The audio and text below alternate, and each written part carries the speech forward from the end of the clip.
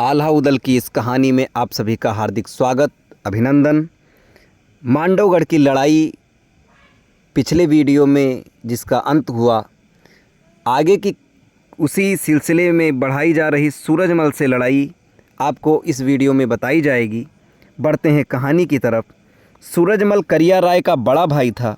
जैसे ही सूरजमल को अनूपी के मरने का समाचार मिला, वह तुरंत अपनी सेना सजाकर युद्ध के मैदान में जा पहुंचा। उसने महोबा के वीरों को ललकारा। उदल तो तैयार ही थे। सूरजमल ने पूछा, महोबा के वीर कहाँ हैं जिन्होंने मेरे अनुज अनूपी को मारा है?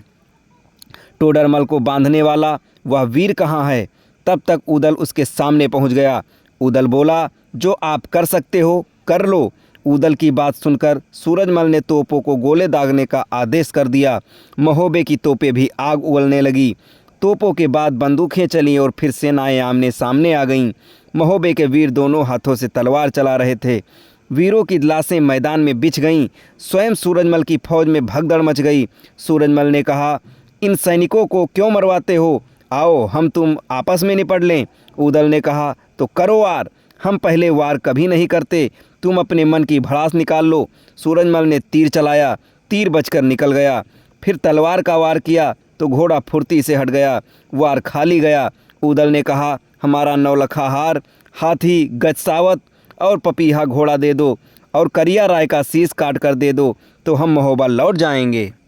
हाँ, साथ में विजया रानी का डोला भी चाहिए। ये सुनकर सूरजमल क्रोध से कांपने लगा और कसकर तलवार का वार किया, परंतु तलवार की मूठ हाथ में रह गई। तलवार टूटकर नीचे जा गिरी। सूरजमल को अपनी मौत सामने खड़ी दिखाई देने लगी।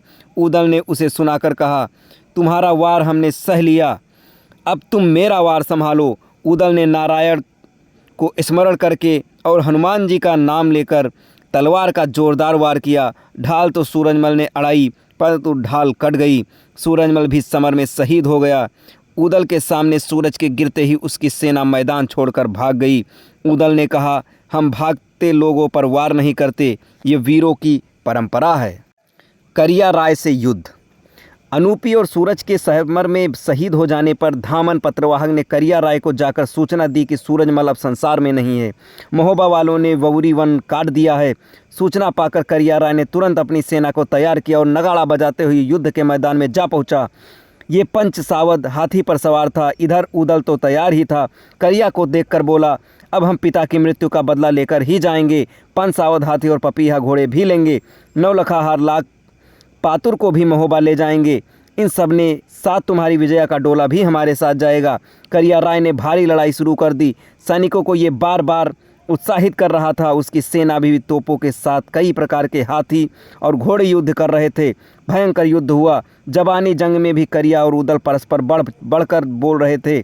इतने में उदल ने भारी मार काट मचा दी। करिया की सेना भागने लगी। तब करिया ने हाथी के सिर में जोर से अंकुश मारा तो हाथी विचर गया।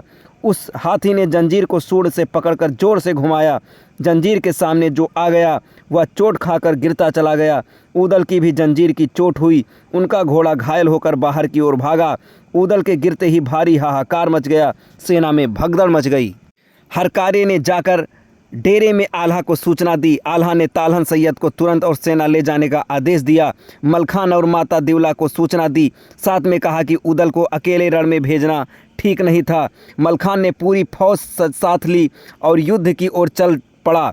माता दिवला भी तैयार हुई और रणभूमि में आ पहुंची। उन्होंने पंच सावध हाथी को पुचकारा और उसे 10 राज की दुहाई दी। राजा परिमाल का वास्ता दिया। अपने द्वारा की गई सेवा की याद दिलाई तो हाथी पंच सावध ने जंजीरें नीचे गिरा दी। करिया राय भी मूर्छित था। वह जागा तो उदल को अपने पास पड़ा देखकर वह बहुत खुश हुआ। इतने में वीर मलखान वहां आ गया। मलखान ने करिया राय को ललकारा। करिया राय ने उसे महोबा लौट जाने की सलाह दी। मलखान ने कहा, अपने चाचाओं का बदला लेकर गज सावध और पपीहा घोड़े लाखा पातुर और नौलखा तो वापस लेकर ही जाएंगे। साथ में तुम्हारी बहन विजया का डोला भी लेकर जाएंगे। करिया राय ने सांग उठाकर मारी। घोड़ी कबूतरी फुर्ती से दाएं हो गई। सांग धरती पर गिर पड़ी। मलखान बाल बाल बच गया। तब करिया ने तलवार से वार किया। मलखान ने वार ढाल से बचा लिया। फिर मलखान ने कबूतरी घोड़ी में एड़ लगाई तो करिया के हौदे में दोनों पांव जमा दिए। हौदा आधा टूटकर गिर गया। हाथी घबराकर भूमि पर बैठ गया। इतने में मलखान उदल के पास पहुंच गए, बंधन खोल दिया। रूपन तब तक वैंदुल घोड़े को ले आया। उदल अपने घोड़े पर सवार हो गया। जब तक मलखान और उदल सवार हुए तब तक महोबा की सेना भी वहां पहुंच गई। करिया राय को पंचसावध हाथी की बदली हुई नीयत को देखकर आश्चर्य हुआ। उससे पपीहा घोड़ा मंगवाया, फिर उस पर चढ़कर युद्ध करने लगा। इसके आगे की कहानी आपको अगले वीडियो में बताई जाएगी। तब तक धन्यवाद।